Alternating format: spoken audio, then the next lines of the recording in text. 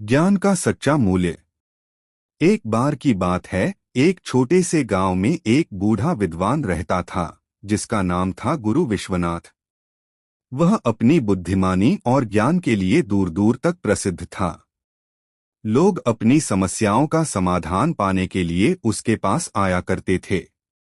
गुरु विश्वनाथ हमेशा कहते, ज्ञान तब तक बेकार है जब तक उसे दूसरों के भले के लिए इस्तेमाल न किया जाए। एक दिन गांव में एक युवक आया, जिसका नाम था रमेश।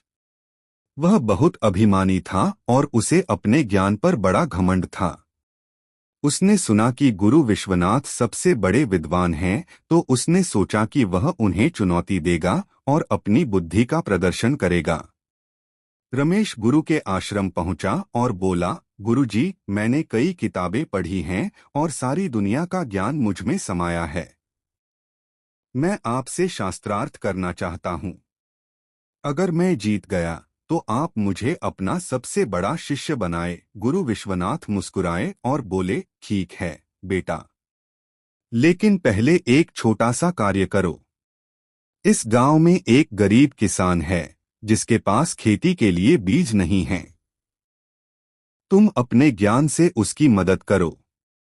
अगर तुम सफल हुए तो मैं तुम्हें शास्त्रार्थ का मौका दूंगा। रमेश को यह कार्य आसान लगा। वह किसान के पास गया और उसे खेती के उन्नत तरीकों के बारे में लंबा चौड़ा ज्ञान दिया।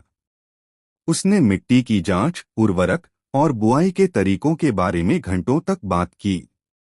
लेकिन किसान उदास होकर बोला, साहब, यह सब तो ठीक है, लेकिन मेरे पास बीज ही नहीं है। बिना बीज के यह ज्ञान मेरे किस काम का। रमेश निराश होकर गुरु के पास लौटा और बोला, गुरुजी, मेरा ज्ञान वहां काम नहीं आया। किसान को तो बस बीज चाहिए। गुरु विश्वनाथ ने शांत स्वर में कहा, रमेश, यही ज्ञान का सच्चा मूल्य है। किताबों से मिला ज्ञान तभी उपयोगी है जब वह दूसरों की जरूरतों को समझे और उनकी समस्याओं का समाधान दे। मैंने उस किसान को पहले ही बीज भिजवा दिए हैं। अब वह तुम्हारे बताए तरीकों का उपयोग करेगा। रमेश को अपनी गलती समझ आई। उसने महसूस किया कि केवल किताबी ज्ञान पर्याप्त नहीं है, उसे व्यवहार में लाना और दूसरों की भलाई के लिए उपयोग करना जरूरी है। उसने गुरु से क्षमा मांगी और उनका शिष्य बनने की इच्छा जताई। गुरु ने उसे अपनाया और सिखाया कि सच्चा ज्ञान वही है जो विनम्रता और सेवा के साथ दूसरों के जीवन को बेहतर बनाए। शिक्षा। ज्ञान का असली मूल्य तभी है जब उसे दूसरों की भलाई के लिए उपयोग किया जाए। विनम्रता और व्यवहारिकता के बिना ज्ञान अधूरा है।